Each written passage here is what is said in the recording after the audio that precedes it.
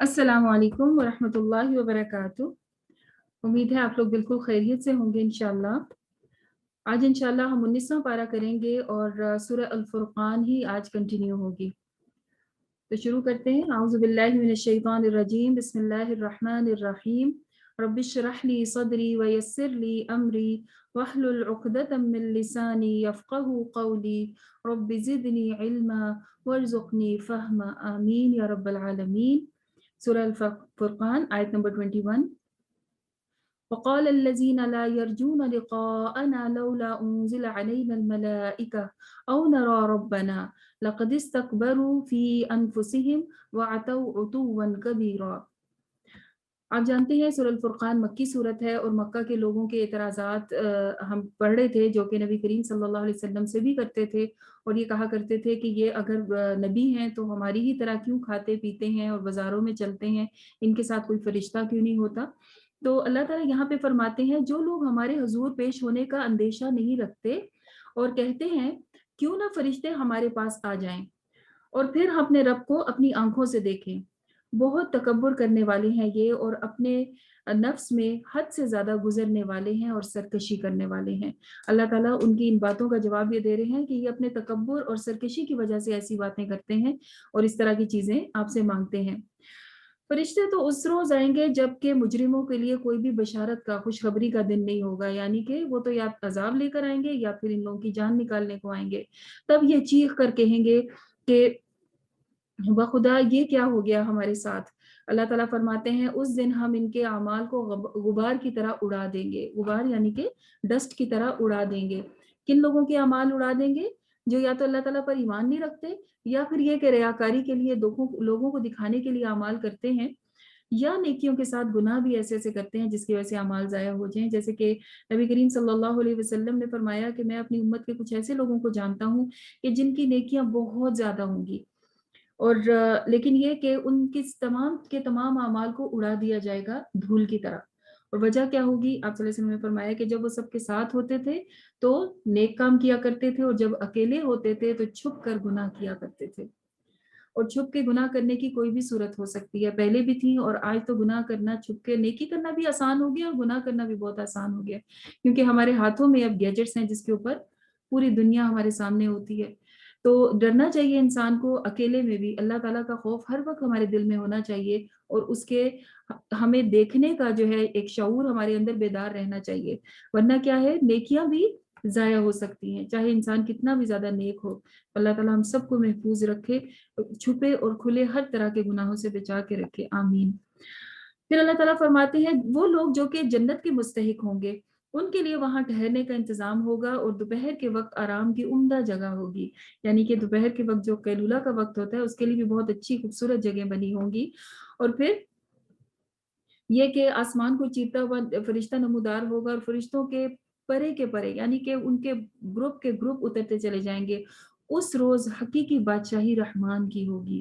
یہ قیامت کے دن کا ذکر کیا جا رہا ہے کہ اس وقت تو پھر رحمان ہی بادشاہ ہوگا، اور منکرین حق کے لیے، حق کو نہ ماننے والوں کے لیے وہ بہت بڑا دن ہوگا، بہت سخت دن ہوگا۔ قیامت کے دن کیا ہوگا کہ یہ لوگ، مجرم لوگ، ظالم لوگ اپنے ہاتھوں کو چبائیں گے اور کہیں گے کاش میں نے رسول کا ساتھ دیا ہوتا، رسول کا ساتھ دیا ہوتا یعنی کہ رسول کو فالو کیا ہوتا، ان کی باتوں کو سنا ہوتا، ان کی سنتوں کے مطابق اپنی زندگی کو گزارا ہوتا۔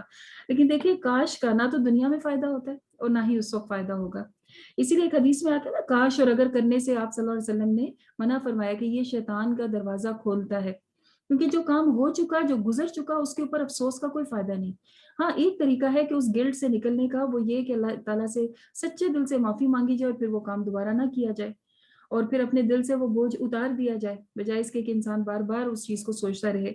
تو قیامت کے دن بھی کاش کہنے کا کوئی فائدہ نہیں ہوگا کہ کاش میں نے رسول صلی اللہ علیہ وسلم کو فالو کیا ہوتا۔ اور پھر ایک اور چیز پہ حسرت کرے گا، کہے گا یا ویلتا لیتنی لم اتخذ فلانا خلیلا، ہائے افسوس، بدبختی میری، کاش کہ میں نے فلاں کو دوست نہ بنایا ہوتا۔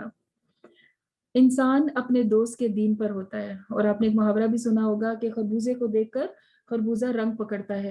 تو جیسا انسان کی کمیونٹی ہوتی ہے اسی طرح کا وہ ہونا شروع ہو جاتا ہے، جیسا ماحول ہوتا ہے، جیسا دیس ویسا بھیس۔ تو دوست بہت سوچ سمجھ کے بنانے چاہیے، کیونکہ کئی بار انسان کوئی کام نہیں بھی کرنا چاہ رہا ہوتا، دوستوں کے انفلوئنس میں کر جاتا ہے، کیونکہ دوست کہتے ہیں، آر دلاتے ہیں اور مختلف طرح کے وعدے کرتے ہیں، اور اس کے بعد وہ کام انسان کر لیتا ہے جو وہ کرنا نہیں چاہتا۔ تو کیا کرنا چاہیے؟ دوستی جو ہے وہ رشتہ داری کی طرح تو نہیں ہے، دوست تو انسان اپنی مرضی سے بناتا ہے اور ختم بھی کر سکتا ہے، تو دوست بناتے ہوئے بہت محتاط ہونا چاہیے۔ دوست ہونے ضرور چاہیے، کیونکہ دوست نیکیوں میں بھی آگے لے کر جانے کا ذریعہ بنتے ہیں۔ بعض اوقات آپ کچھ نہیں کر رہے ہوتے، وہ کہتے ہیں آؤ کر لیتے ہیں، کوئی مشکل نہیں ہے، جماعت پہ جانے کے لیے، نماز کے لیے، یا اور کئی نیکی کے کام ہوتے ہیں جس کے اندر آپ کہتے ہیں اور مل کے کام کر لیتے ہیں۔ تو دوستی دیکھ کر بنانی چاہیے، کیونکہ اس دن کا افسوس پھر انسان کو کوئی بھی فائدہ نہیں دے گا، اس کے بہانے اس دن کام نہیں آئیں گے، اور شیطان انسان کا بہت ہی بے وفا دشمن ہے، اور رسول کہیں گے کہ اے میری قوم کے لوگوں نے اس قرآن کو مذاق کا ذریعہ بنا دیا تھا، ٹھیک ہے۔ ان قومی رسول اس دن اللہ تعالیٰ سے کہیں گے یا ربی قوم اتخذوا ھذا القرآن مہجورا، یہ شکایت ہو رہی ہے اپنی قوم کی، اپنی امت کی۔ کیا شکایت؟ کہ ان لوگوں نے قرآن کو مہجورہ بنا دیا تھا۔ مہجورہ کے دو معنی ہوتے ہیں، ایک یہ کہ مذاق کا ذریعہ، اور دوسرا لا تعلقی، یا تو بالکل اس کے ساتھ کوئی تعلق ہی نہیں تھا۔ وہ جو ایک پوئم ہے نا، طاقوں میں سجایا جاتا ہوں، ہاتھوں میں اٹھایا جاتا ہوں، آنکھوں سے لگایا جاتا ہوں، وہ سب تو وہ شکوہ قرآن پاک کا صحیح شکوہ ہے کہ میں کیا انہی کاموں کے لیے رہ گیا ہوں کہ سجا کے رکھا جائے، کور اچھے اچھے چڑھائے جائیں، جب قسمیں کھانی ہو، وعدے کرنے ہو تو تب قرآن کھول لیا جائے یا کوئی ضرورت پڑے، اور ویسے کوئی تعلق ہی نہ ہو۔ اور مذاق کا ذریعہ کیا ہے؟ کہ اس کی باتوں پر مذاق کرنا، دین کی باتوں کے اوپر مذاق کرنا۔ اور آپ جانتے ہیں کہ بعض اوقات لوگ جنت اور جہنم اور مختلف چیزوں کو لے کے مذاق کرتے ہیں، بہت احتیاط کرنی چاہیے کہ مذاق کرنے کے لیے ٹھیک ہے آپ جائز مذاق کر سکتے ہیں جس کے اندر کوئی جھوٹ یا کسی کو تکلیف نہ دی جا رہی ہو، لیکن دین کو، قرآن کو مذاق بنا لینا یہ انتہائی خطرناک چیز ہے۔ تبھی یہ شکایت کی جا رہی ہے ان لوگوں کی کہ جنہوں نے قرآن کو مذاق کا ذریعہ بنا دیا تھا۔ اور اے محمد صلی اللہ علیہ وسلم، ہم نے ان مجرموں کو ہر نبی کا دشمن بنا دیا ہے، اور تمہارے بھی یہ دشمن ہے، مطلب کہ ہر نبی کے کچھ نہ کچھ دشمن ہوا کرتے ہیں۔ یہ ہو نہیں سکتا کہ ایک انسان نیکی کے راستے میں چلے اور اس کے پیچھے کوئی دشمن نہ، مطلب اس کا کوئی مخالف نہ ہو۔ سب سے پہلے تو شیطانوں کی ٹیم لگ جاتی ہے۔ شیاطین کبھی بھی ایسا نہیں چاہتے کہ انسان جو ہے وہ اللہ تعالیٰ کی طرف بلائے، تو انبیاء بھی جب یہ کرتے ہیں تو ان کے دشمن شیاطین بھی ہوا کرتے ہیں اور انسان بھی۔ منکرین کہتے ہیں کہ اس شخص پر سارا قرآن مجید ایک ہی بار میں کیوں نہیں نازل ہو گیا، کہ تھوڑا تھوڑا کر کے کیوں نازل ہوتا ہے؟ اب اعتراض کرنا ہے نا تو کوئی بھی چیز چھوڑ ہی نہیں ہے اعتراض کے بغیر۔ کہتے ہیں کہ قرآن مجید اکٹھا نازل کیوں نہیں ہوا، یعنی کہ آپ کو ایک بک فارم میں کیوں نہیں دے دیا گیا؟ آپ جانتے ہیں قرآن پاک تقریباً 23 ایئرز میں نازل ہوا تھا، اور بوقت ضرورت آیات نازل ہوتی تھی۔ جیسے کل بھی ہم نے پڑھا، حضرت عائشہ کے اوپر جب الزام لگا، اللہ تعالیٰ نے آیات اتار دی۔ تو وہ جو ضرورت کے وقت کا ملنا ہے نا حکم، اس کی تاثیر ہی کچھ اور ہوتی ہے، اس کے اوپر عمل کرنے کا جذبہ ہی کچھ اور ہوتا ہے، اور پھر یہ کہ اسی وقت وہ یاد بھی کر لیا کرتے تھے اور اس کو اپنی زندگی کا حصہ بھی بنا لیتے تھے۔ تو اللہ تعالیٰ فرماتے ہیں کَذَلِكَ لِنُثَبِّتَ بِهِ فُؤَادَكَ، ہم نے اس طرح سے اس کو تھوڑا تھوڑا کر کے نازل کیا تاکہ آپ کے دل مضبوطی پکڑے، آپ کے لیے قرآن مجید کو سمجھنا اور اس کو یاد رکھنا اور اس پہ عمل کرنا یہ سب کچھ آسان ہو جائے۔ حکمت بتا دی نا۔ اور اس کے بعد پھر انہی کے اعتراضات بتائے جاتے ہیں، اور ساتھ یہ کہ جہنم کے اندر ان کو اوندھے منہ کے بل ڈال دیا جائے گا، اور ان کا انجام یہ ہونے والا ہے۔ اور ہم نے موسیٰ علیہ السلام کو بھی کتاب دی تھی، اور ان کے ساتھ ان کا مددگار ہارون علیہ السلام کو بنایا تھا۔ ہمیں بھی یہ دعائیں مانگنی چاہیے کہ اللہ تعالیٰ ہمیں مددگار دیں دین کے معاملے میں، اور ہمارے گھر والوں میں سے دیں، کیونکہ گھر والوں کے ساتھ انسان تقریباً ہر وقت ہوتا ہے، اور اگر گھر والے آپ کا ساتھ نہ دیں تو پھر اکیلے کام کرنا تو ایک قسم کا ناممکن ہی ہوتا ہے۔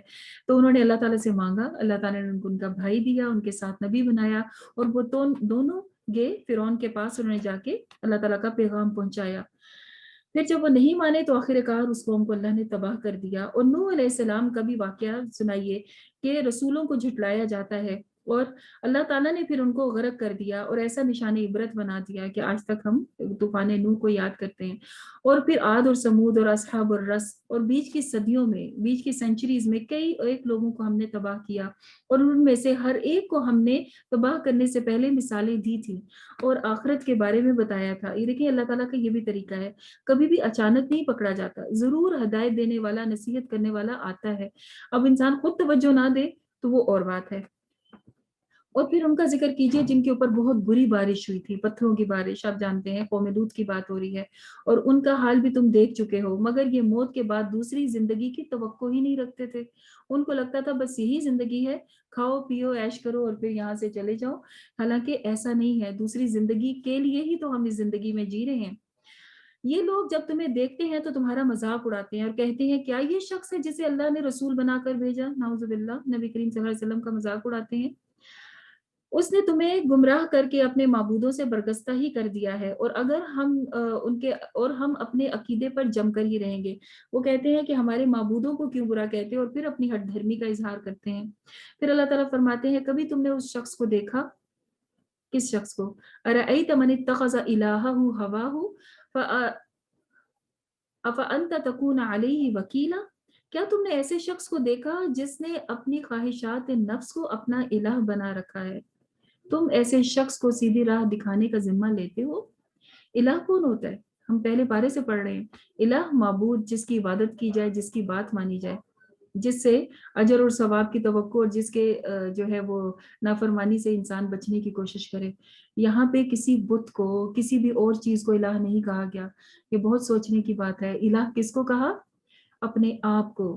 کیا تم نے ایسے شخص کو دیکھا کہ جس کی خواہشات نفس اس کی الہ ہے؟ وہ کیسے ہو سکتی ہے؟ وہ ایسے کہ انسان اپنے کہنے پر چلے، جب دل کرے تب سوئے، جب دل کرے تب اٹھ جائے، جب دل کرے کھائے، جب دل کرے پیے، جب دل کرے کچھ پڑھے، جب دل کرے نہ پڑھے، جب جو دل کرے وہ کرے، جو منہ میں آئے بول دے۔ تو خواہشات کا بندہ اللہ کا بندہ نہیں ہوتا۔ وہ اللہ کا بندہ ہے جو کہ خواہشات کو اللہ کے حکم کے تابع رکھتا ہے، وہ اپنی خواہشات کو لمیٹڈ رکھتا ہے۔ اس کو صبح دل نہیں کرتا اٹھنے کو فجر کے لیے، لیکن وہ اٹھتا ہے کیونکہ میرے رب کا حکم ہے۔ اس کا کبھی روزہ رکھنے کو یا بھوک سے برا حال ہوتا ہے، لیکن وہ کیوں رکھتا ہے؟ کیونکہ اسے پتا ہے کہ میرے اللہ کا حکم ہے۔ تو خواہشات کا بندہ، اس کو الہ کہا گیا کہ وہ اپنا الہ بناتا ہے اپنی خواہشات کو۔ اللہ تعالیٰ ہم سب کو اس چیز سے بھی محفوظ رکھے، آمین۔ کیا تم سمجھتے ہو کہ ان میں سے اکثر لوگ سنتے اور سمجھتے ہیں؟ ایسا نہیں ہے، یہ تو جانوروں کی طرح ہے، بلکہ جانوروں سے بھی بدتر ہیں، کیونکہ جانور بھی اپنی زندگی ایک قاعدے اور قانون کے مطابق گزارتے ہیں۔ ان کی بھی لائف خواہشات کے انڈر نہیں ہوتی ہے، وہ بھی ویسے ہی کرتے ہیں جتنا اللہ تعالیٰ نے ان کو لمٹ کیا ہے، لیکن خواہشات کے انسان کو اللہ تعالیٰ نے جانوروں سے بھی بدتر کہا ہے۔ تم نے دیکھا نہیں کہ تمہارا رب کس طرح سے سائے پھیلاتا ہے، اور پھر اس کے بعد اگر چاہتا اللہ تو سائے ہمیشہ رہتے، مطلب یہ کہ دائمی سایہ ایک ہی طرف ہوتا ہے، جیسے کہ ہم لائٹ آن کرتے ہیں تو ایک ہی سائڈ پہ سایہ آتا ہے نا، اور ساتھ ہی آف ہو جاتا ہے، لیکن ہم نے سورج کو اس پہ دلیل بنایا۔ تو کیا ہے، سورج کے آنے جانے سے سائے بھی بڑھتے اور گھٹتے ہیں، اور پھر اللہ تعالیٰ سائے کو سمیٹ لیتے ہیں رفتہ رفتہ اپنی ہی طرف، اس کی بھی نسبت اللہ تعالیٰ نے اپنی طرف کی۔ پھر بتایا کہ رات کو تمہارے لیے لباس بنایا، اور نیند اور سکون کا ذریعہ بنایا، اور دن کو اٹھنے کا وقت بنایا۔ یہ دیکھیں اللہ تعالیٰ نے خود سیٹ کر دیا ہمارا اسکیجول، تو اس کے مطابق ہمیں پھر زندگی گزارنی ہے۔ پھر بتایا کہ بارش سے پہلے ہم ہواؤں کو رحمت بنا کر بھیجتے ہیں، پھر بارش نازل فرماتے ہیں، اور مردہ زمین کو زندہ کر دیتے ہیں، جیسے انسانوں اور جانوروں بہت سو کو سیراب کرتے ہیں، تاکہ اللہ کے شکر کرنے والے اس کا شکر ادا کریں۔ پھر فرمایا اگر ہم چاہتے تو ایک بستی میں ہر ایک نذیر کو اٹھا کے کھڑا کرتے، پس محمد صلی اللہ علیہ وسلم کافروں کی بات ہرگز نہ مانیے، اور قرآن مجید کو لے کر ان کے ساتھ بڑا جہاد کیجیے، وجاہدہم بہ جہادا کبیرا، اس کے ساتھ بڑا جہاد کیجیے، یعنی قرآن کے ساتھ۔ تو کافروں کے ساتھ سب سے بڑا جہاد کس کو کہا؟ قرآن پاک کے تھرو کسی کو سمجھانا اور بتانا۔ تو بیسٹ تھنگ جس کے تھرو آپ کسی کو صحیح راستے کی طرف لا سکتے ہیں وہ خود قرآن مجید ہے۔ اور ہم جیسے کہ مختصراً دیکھ رہے ہیں تو ہمیں آئیڈیا بھی ہو رہا ہے کہ قرآن پاک جس خوبصورت انداز میں نصیحت کرتا ہے اس کے بغیر ہم ایسی بات کر ہی نہیں سکتے ہیں۔ تو بیسٹ تھنگ کیا ہے؟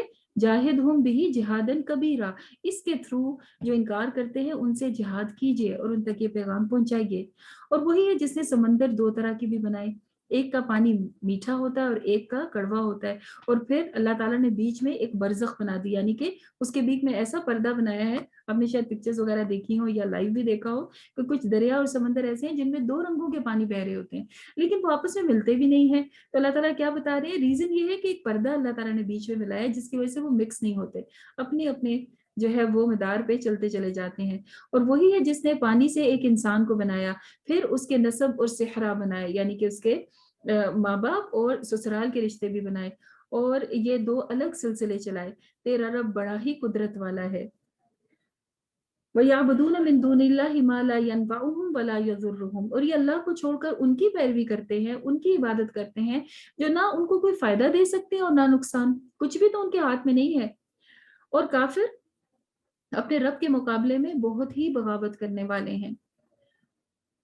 ان سے کہہ دیجئے کہ تم تو ہم نے بس ایک تمہیں تو ہم نے ایک بشیر اور نذیر, خوشخبری دینے والا اور ڈراوا دینے والا بنا کر بھیجا ہے. ان سے کہہ دو میں اس کام پر تم سے کوئی اجرت نہیں مانگتا, میری اجرت بس یہی ہے کہ تم اپنے رب کا راستہ اختیار کر لو. تو پروفٹس کبھی بھی دنیا کے فائدوں کے لیے نہیں بتاتے, ان کے دل میں وہ تڑپ ہوتی ہے, وہ خواہش ہوتی ہے کہ وہ لوگوں کو اللہ سے ملا دیں, تو اسی میں وہ شب و روز اپنے خرچ کرتے ہیں. وَتَوَكَّلْ عَلَى الْحَيِّ الَّذِي لَا يَمُوتُ. اور میں نے توکل کیا, بھروسہ کیا اس رب پہ جو کہ زندہ ہے اور کبھی بھی نہیں مرتا. فَسَبِّحْ بِحَمْدِهِ. اور اس کی تعریف کیجئے اس کی حمد کے ساتھ, اور وہی اپنے بندوں کے لیے کافی ہے اور گناہوں کو معاف کرنے والا ہے. وہ جس نے آسمان اور زمین کو 6 دن میں بنایا, اس کے بعد عرش پر مستوی ہوا. الرحمن فاسأل به خبیرا. رحمان, اس کے بارے میں کسی جاننے والے سے پوچھئے. تو اپنے نالج کو انکریز کرنے کا بھی کہا جا رہا ہے. جو لوگ رحمان کو جانتے ہیں, اس کی پہچان رکھتے ہیں, ان سے مزید نالج لیجیے تاکہ اللہ تعالیٰ کی بڑائی کا ہمیں احساس اور بھی زیادہ ہو. ان لوگوں سے کہہ دو کہ اس رحمان کو سجدہ کرو, تو وہ کہتے ہیں رحمان کیا ہے. اچھا, مکہ والے لوگ جو ہیں وہ اللہ کو تو جانتے تھے لیکن رحمان ورڈ سے واقف نہیں تھے.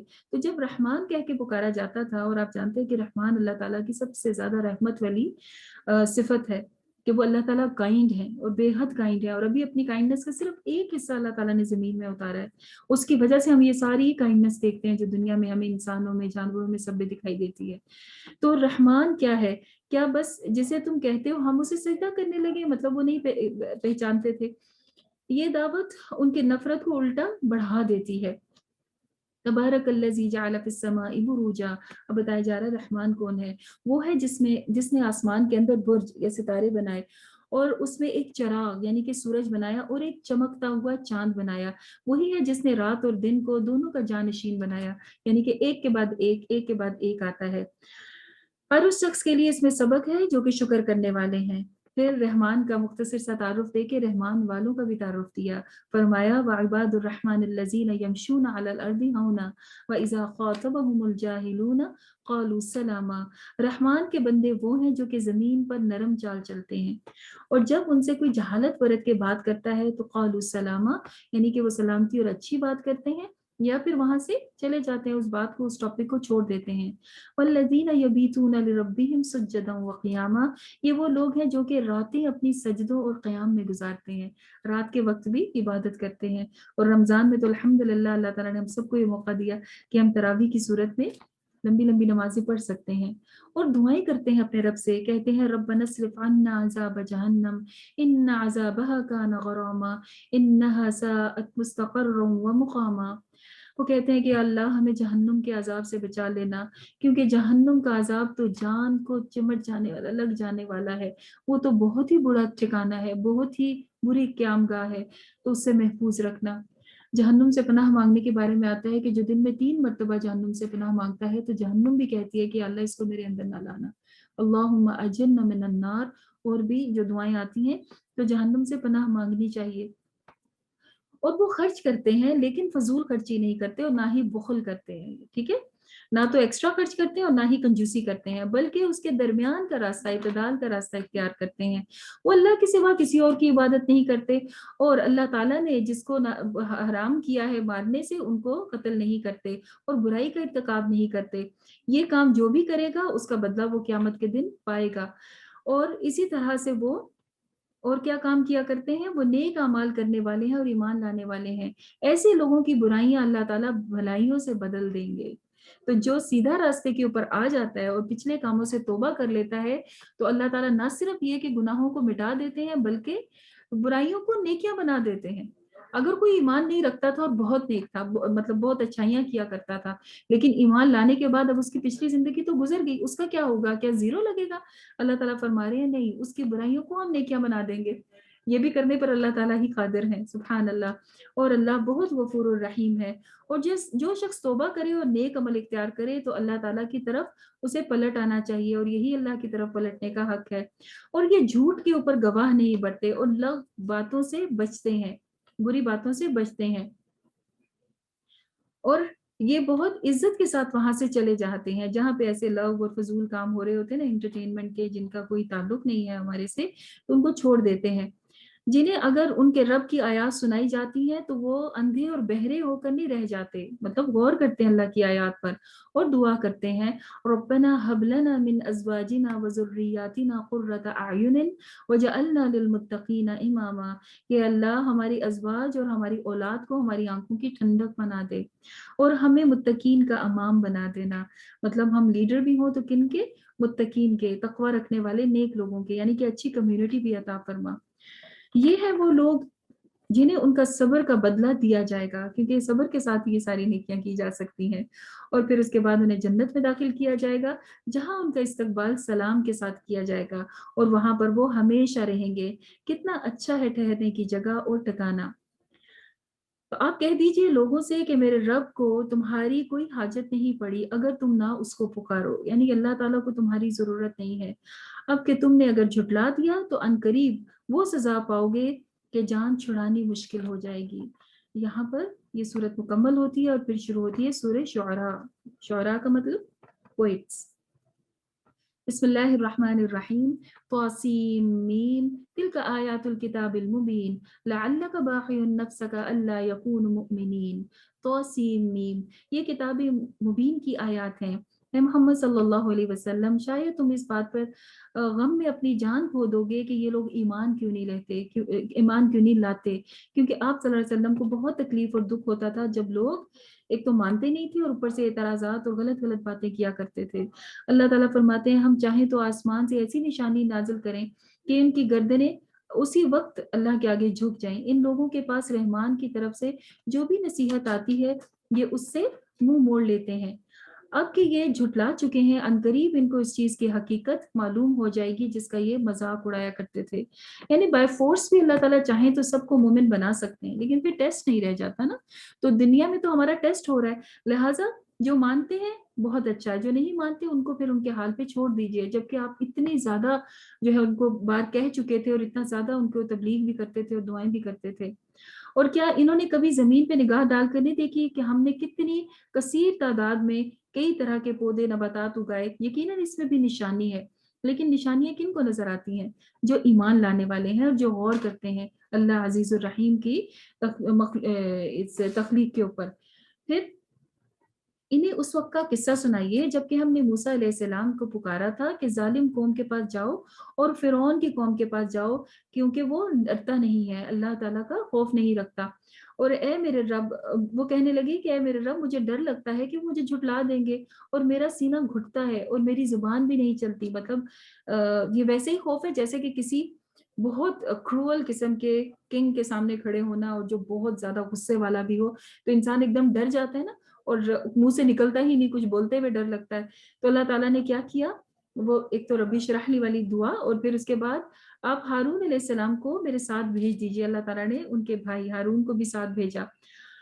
پھر وہ کہتے ہیں کہ میرے اوپر ایک جرم کا الزام بھی ہے، کیونکہ ایک قتل خطا ہوا تھا نا، ان سے ایک شخص قتل ہو گیا تھا۔ تو فرمایا کہ ہرگز نہیں، تم دونوں جاؤ ہماری نشانیاں لے کر، ہم تمہارے پاس تمہارے ساتھ سب سنتے ہوں گے، مطلب میں تمہارے ساتھ ہی ہوں، فکر نہیں کرو۔ اور وہ فرعون کے پاس گئے اور جا کے اللہ تعالیٰ کا تعارف دیا، اور پھر فرعون نے کہا کہ کیا تم بچے سے نہیں تھے جبکہ ہم نے تمہیں پالا اور اپنے پاس رکھا اور اتنی عمر تک ہمارے پاس رہے، تم ہمارے احسانات بھول گئے ہو؟ مطلب کہ اب آ کے تو مجھے اوبے کرنے کی بجائے اللہ تعالیٰ کی طرف کیوں بلا رہے ہو؟ تو اپنے احسانات جتا رہا ہے۔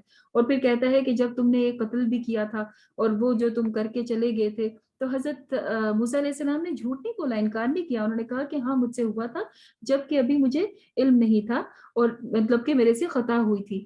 وہ کہنے لگا کہ رب العالمین کیا ہوتا ہے؟ تو حضرت موسیٰ نے بتایا کہ وہ جو کہ آسمان اور زمین کا رب ہے، ان کو بنانے والا ہے، اگر تم یقین رکھتے ہو۔ تو وہ مذاق اڑانے لگا اور اپنے درباریوں سے کہنے لگا سنو یہ کیا کہہ رہے ہیں۔ موسیٰ علیہ السلام نے کہا کہ تمہارا بھی رب ہے اور تمہارے آباء و اجداد کا بھی جو گزر چکے ہیں، مطلب وہ صرف آج کا خدا نہیں ہے، وہ ہمیشہ سے اور ہمیشہ رہے گا۔ پھر اس کے بعد انہوں نے بتایا کہ اللہ تعالیٰ وہ ہے جو کہ مشرق و مغرب کا مالک ہے اور اس میں نشانیاں ہیں عقل رکھنے والوں کے لیے۔ فرعون نے کہا کہ اگر تم نے میرے سوا کسی اور کو معبود بنا لیا ہے تو تجھے بھی ان لوگوں کو بھی جو تمہاری پیروی کریں گے میں سب کو قید میں ڈال دوں گا جہاں پہ تم پڑے رہو گے۔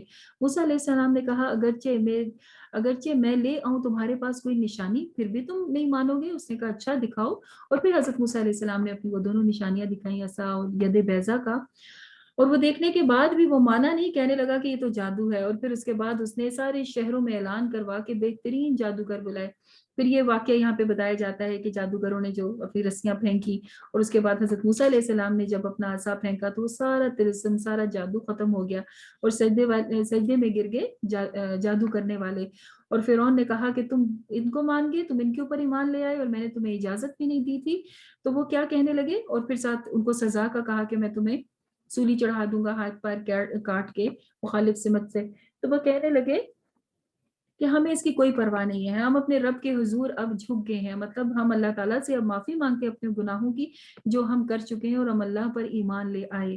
تو دیکھیں کیسا پختہ ایمان لائے، جس وقت لائے تھوڑی دیر بعد ان کی جان بھی لے لی گئی، لیکن یہ ہے کہ جب ایمان لائے تو پھر ہٹے نہیں۔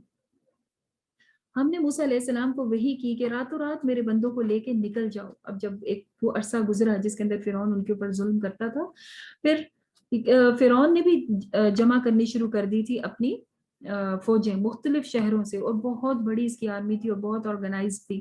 اس کو پتا تو تھا کہ حضرت موسیٰ علیہ السلام کہتے ہیں کہ ان کو چھوڑ دیجئے، لیکن جب وہ نکلے تو اس نے بھی ان کو فالو کرنا شروع کر دیا اور ان کے پیچھے آیا۔ اور اللہ تعالیٰ فرماتے ہیں اس طرح سے اس کے باغ اور چشمے اور خزانوں اور بہترین مقامات سے ہم نے نکال لیا۔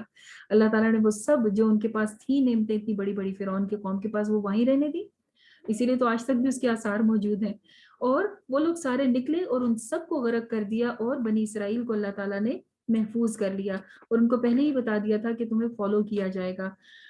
یہ قصہ سنانے کے بعد اللہ تعالیٰ حضرت ابراہیم کا واقعہ بتاتے ہیں کہ جب انہوں نے اپنے باپ اور اپنی قوم سے پوچھا تھا یہ کیا چیزیں ہیں جنہیں تم پوچھتے ہو، انہوں نے جواب دیا کہ کچھ بت ہیں جن کی ہم پوجا کرتے ہیں اور یکسو ہو کر ہم ان کی عبادت کرتے ہیں۔ انہوں نے پوچھا کیا یہ تمہاری بات سنتے ہیں جن کی تم عبادت کرتے ہو، یا تمہیں کوئی نفع یا نقصان دے سکتے ہیں؟ تو انہوں نے کہا نہیں، لیکن ہمارے باپ دادا یہی کرتے آ رہے ہیں لہٰذا ہم یہ کریں گے۔ ابراہیم علیہ السلام نے ان سے کہا کہ اپنی آنکھیں کھولو اور دیکھو ہمیں بندگی کس کی کرنی ہے، اگر تمہارے باپ دادا صحیح کام نہیں کرتے تھے تو یہ تو کہیں نہیں لکھا ہوا کہ جو پیرنٹس کرے وہی آپ نے کرنا ہے۔ جب انسان ایک شعور کی ایج کو پہنچتا ہے پھر اسے خود دیکھنا چاہیے، اپنی عقل کو بھی استعمال کرنا چاہیے، اور اللہ کی کتاب کو بھی اگر پڑھے جانے تو خود بخود حقائق کھل جائیں گے۔ تو انہوں نے یہ کہا اور پھر کہنے لگے فَإِنَّهُمْ عَدُوٌّ لِّي إِلَّا رَبُّ الْعَالَمِينَ، پھر یہ کہ میرے تو یہ سب دشمن ہے، کیونکہ نہ مانے تھے اور انکار کیا اور سزا بھی دینے کی کوشش کی، سوائے رب العالمین کے کہ وہ میرا دوست ہے۔ اور وہ کون ہے؟ جس نے مجھے پیدا کیا اور مجھے سیدھی راہ دکھائی، وہ مجھے کھلاتا بھی ہے پلاتا بھی ہے، جب میں مریض ہوتا ہوں بیمار ہوتا ہوں تو مجھے شفا بھی دیتا ہے، وہی مجھے موت دے گا، وہی مجھے زندگی دے گا۔ تو کیسی رب العالمین کی خوبصورت تعریف کی، والذی اطمع ان یغفر لی خطیئتی یوم الدین، اور وہ میرا رب ہے کہ جس سے میں امید رکھتا ہوں کہ قیامت کے دن میرے گناہوں سے درگزر کرے گا۔ اور پھر کہتے ہیں رب ہب لی حکما والحقنی بالصالحین واجعل لی لسان صدق فی الآخرین واجعلنی من ورثۃ جنت النعیم۔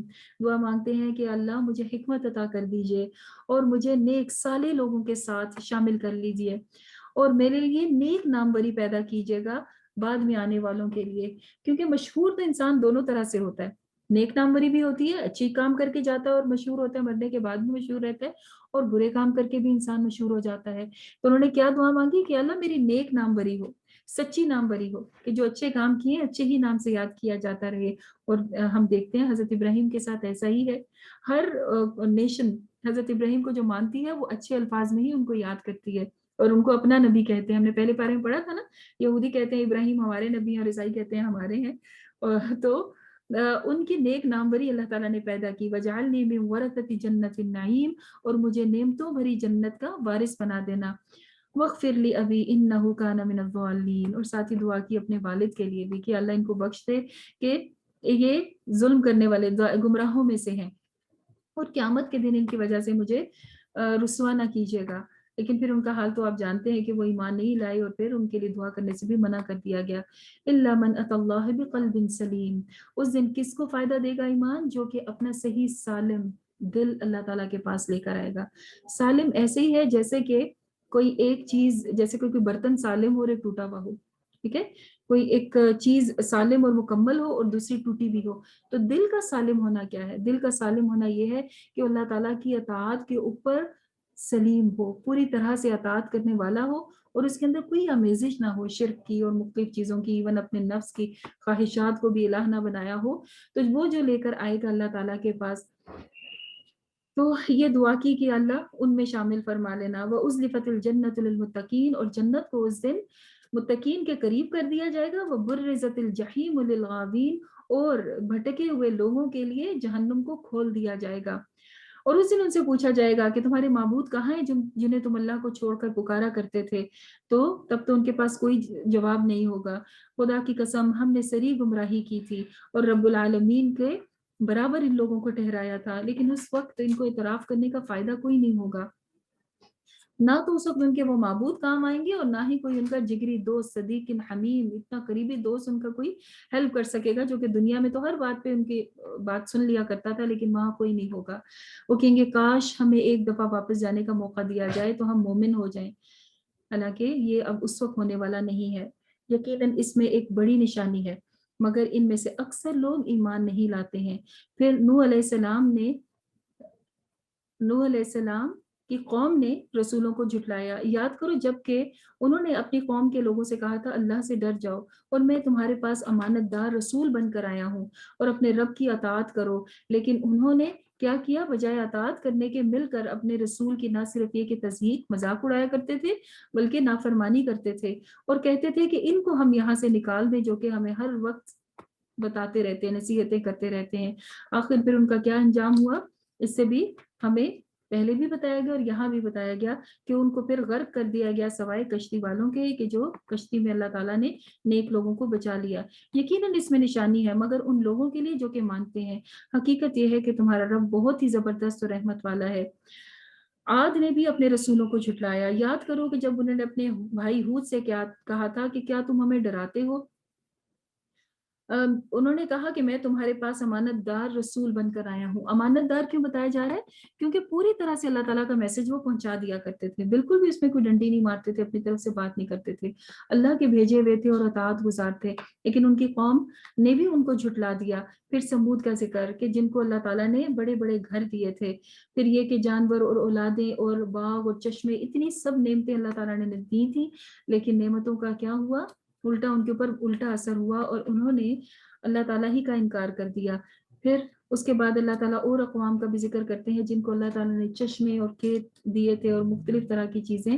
پھر قوم صالح کا بھی ذکر آتا ہے، انہوں نے بھی اللہ تعالیٰ کی بات کو نہ مانا، اور صالح علیہ السلام کے جو ان کے مانگنے پر اونٹنی آئی تھی اس کو بھی انہوں نے کہا کہ اللہ تعالیٰ کی نشانی ہے، ایک دن یہ پانی پیے گی کنویں سے اور ایک دن تم.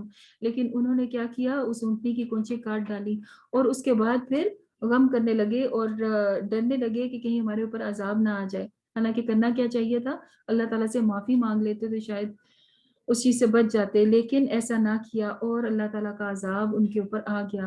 اور لوط علیہ السلام کی قوم نے بھی اپنے نبی کو جھٹلایا اور ان کی بات ہرگز مان کے نہ دی. اور پھر اللہ تعالیٰ نے ان کا جو انجام کیا وہ یہ کہ وہ اپنے گھروں میں ہی، مطلب ان کے گھروں ہی کو الٹا دیا گیا اور ان کے پھر کوئی بھی کام نہ آیا سوائے ان کے کہ جن کو اللہ نے بچایا، یعنی کہ ان کے اہل و عیال اور جو ایمان والے تھے. باقی سب کے اوپر اللہ تعالیٰ نے بہت بری بارش برسائی اور ان کے اوپر نازل کی اور ان کو بھی ایک نشانی بنا دیا ان لوگوں کے لیے جو کہ عبرت لیں.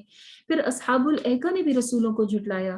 اصحاب الایکہ کہا جاتا ہے یا تو حضرت شعیب کی قوم ہے مدین والے یا کوئی اور.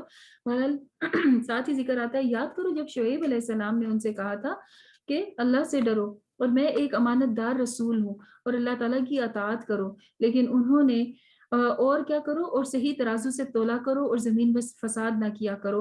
انہوں نے کہا کہ ہم تو آپ کو ایک سحر زدہ، مطلب جس پہ جادو ہوا ہو نا ویسا انسان سمجھتے ہیں، اور اگر آپ سچے ہیں تو پھر آسمان کے ٹکڑے کیجیے اور ہمارے اوپر گرا دیجیے. نعوذ باللہ، عذاب مانگنے لگے. اور نہ ماننے پر ہٹ دھرمی پر کیا ہوا؟ ان کا بھی وہی انجام ہوا کہ ان کے اوپر عذاب بھیج دیا گیا. अल्लाह ताला फरमाते हैं इन्नहु लतंजीलुर रब्बिल आलमीन, बेशक ये अल्लाह रब्बुल आलमीन की तरफ से नाजिल करदा है, यानी कि कुरान। इसे लेकर, इसलिए इसको नाजिल किया कि इसे लेकर आपके दिल पर रूहुल अमीन आए और ताकि आप लोगों को तंबीह कर दीजिए। और ये अरबी जुबान में नाजिल किया गया और इसमें अगले लोगों की बातें भी मौजूद हैं जो गुजर चुके हैं, उनके बारे में भी बता रहे हैं और मक्का वालों के लिए भी निशानियां हैं।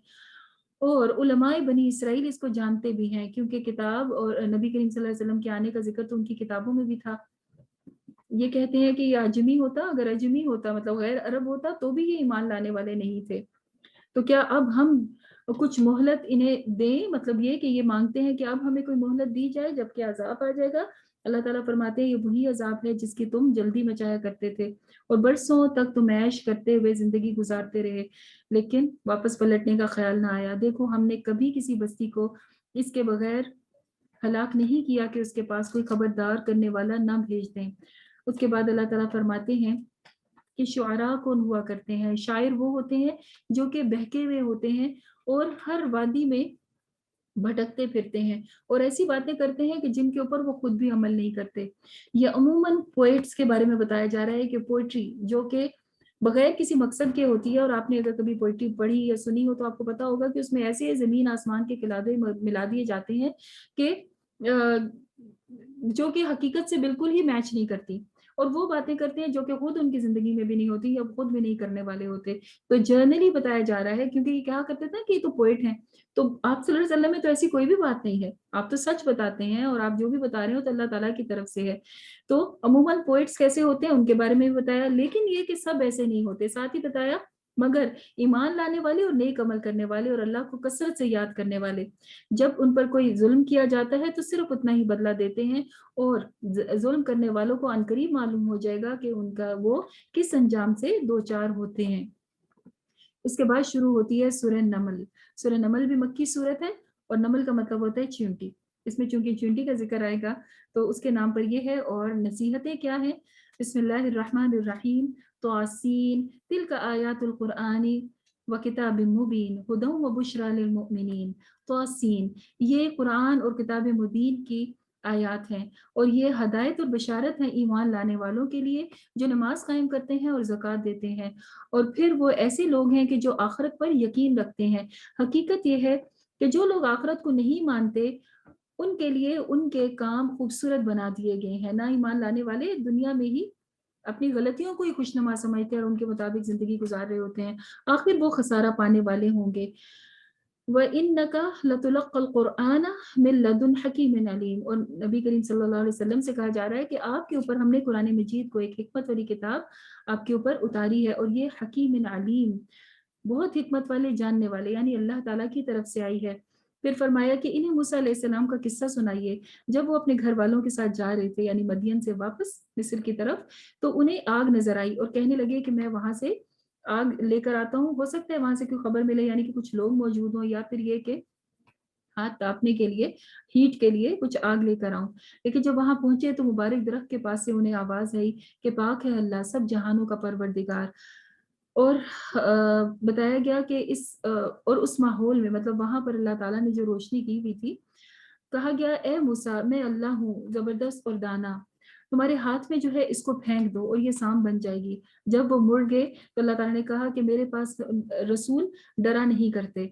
और फिर उनसे कहा कि उस असा को पकड़ लीजिए और ये भी बताया कि अब हम आपको दो निशानियां देंगे और 9 निशानियों में से फिरऔन और उसकी कौम की तरफ भी भेजी जाएंगी, यानी कि वो जो 9 तरह के अजाब आए थे ना उनका भी जिक्र किया और ये 2 निशानियां भी अल्लाह ताला ने देके भेजी।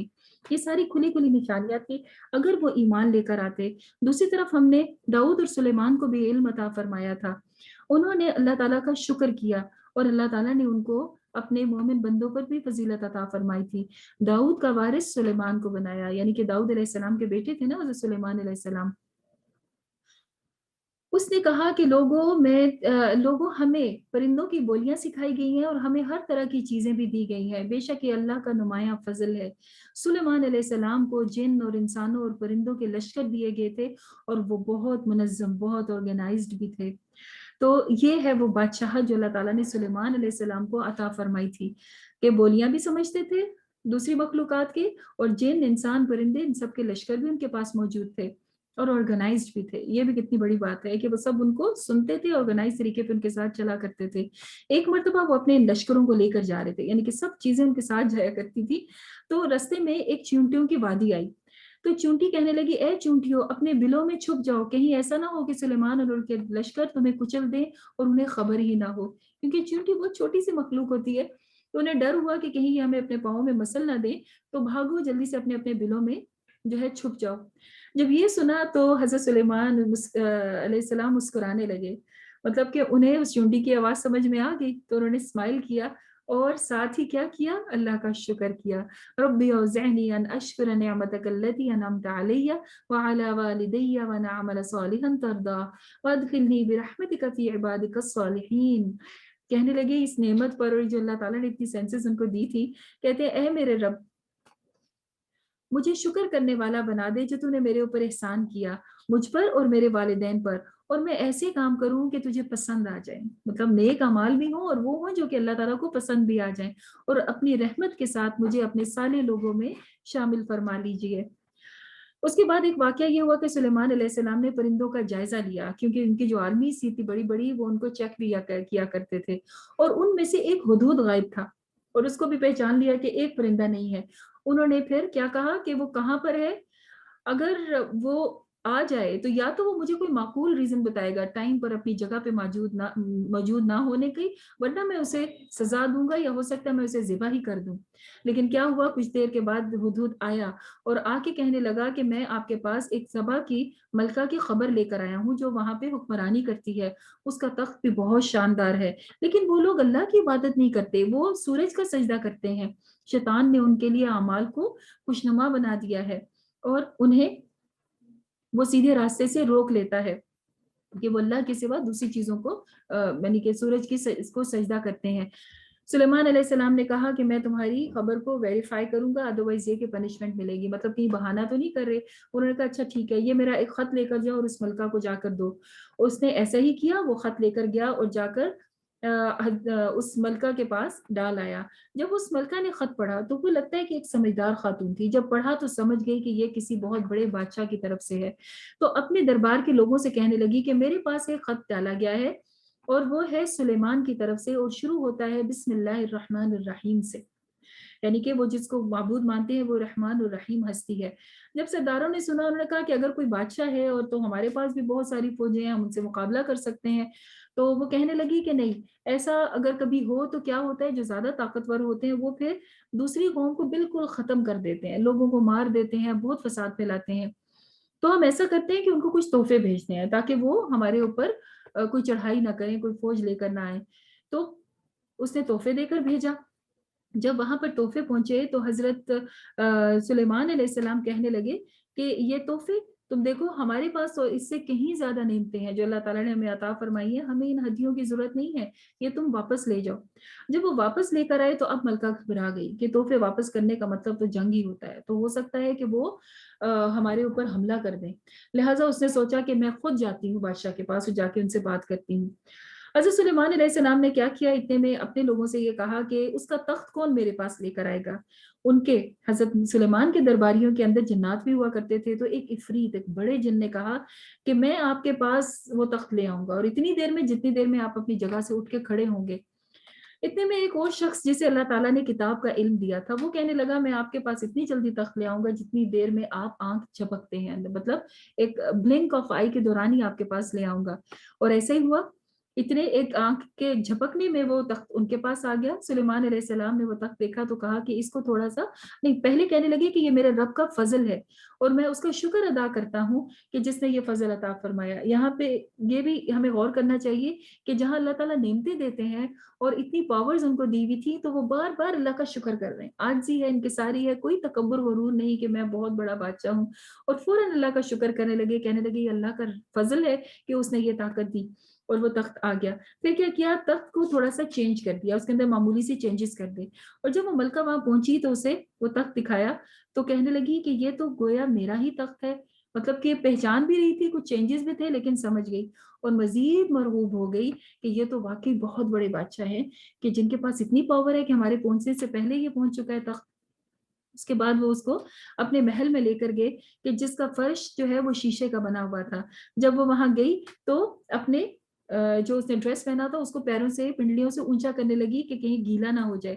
تو سلیمان علیہ السلام نے کہا کہ گیلا نہیں ہوگا کیونکہ یہ شیشہ ہے اور شیشے کے نیچے پانی ہے. تو ایسا ہی خوبصورت ایسی زبردست ان کا محل تھا اور ایسی ٹیکنالوجی اللہ تعالیٰ نے ان کو عطا کی ہوئی تھی کہ وہ بالکل دیکھ کے جو ہے وہ ششدر اور حیران رہ گئی اور کہنے لگی کہ میں ایمان لائی مجھ سلیمان علیہ السلام پر اور ان کے رب پر یعنی اللہ تعالیٰ پر, اور جن لوگوں کی وہ عبادت کرتی تھی پوجا کرتی تھی اس کو اس نے چھوڑ دیا کیونکہ تب اس کے پاس علم نہیں تھا. اس کے ایمان لانے کا فائدہ یہ ہوا کہ اس کی ساری قوم بھی پھر ایمان لے آئی. تو یہ ہے رب العالمین کہ جو اپنی نشانیاں دکھاتے ہیں. تو اس نے کیا کہا تھا, قالت رب انی ظلمت نفسی فاسلمت مع سلیمان للہ رب العالمین, کہ اللہ میں نے اپنے نفس پر ظلم کیا اور اب میں سلیمان کے ساتھ رب العالمین کے اوپر ایمان لاتی ہوں. اور سمود کی طرف ہم نے ان کے بھائی صالح کو بھیجا تاکہ وہ ان کو اللہ تعالیٰ کی طرف بلائیں, لیکن ان کی قوم نے بھلائی کے مقابلے میں برائی کی جلدی کی اور عذاب مانگنے لگے اور سلیمان علیہ ان کو حضرت صالح علیہ السلام کو اپنا بدشگونی کہنے لگے کہ تم ہمارے پاس آگے ہو. ان کے شہر کے 9 بڑے بڑے جتھے تھے, 9 بڑے بڑے گینگز تھے, ان سب نے مل کے فیصلہ کیا کہ ہم اب ان کو سزا دیں گے اور ان کو یہاں سے نکال دیں گے. لیکن ہوا کیا, اللہ تعالیٰ کی چال تو سب سے بڑی ہوتی ہے. اللہ تعالیٰ نے انہی کو ہلاک کر دیا اور صالح علیہ السلام کو بچا لیا. پھر اللہ تعالیٰ فرماتے ہیں کہ لوط علیہ السلام کے پاس بھی ہم نے لوط علیہ السلام کو بھی اپنی قوم کے پاس بھیجا اور وہ ان کو برائی سے روکتے تھے اور کہتے تھے کہ کیا تم اللہ تعالیٰ کی طرف ایمان نہیں لاتے اور ایسے برائی کے کام کرتے ہو کہ جو تم سے پہلے کبھی کسی نے نہیں کیے.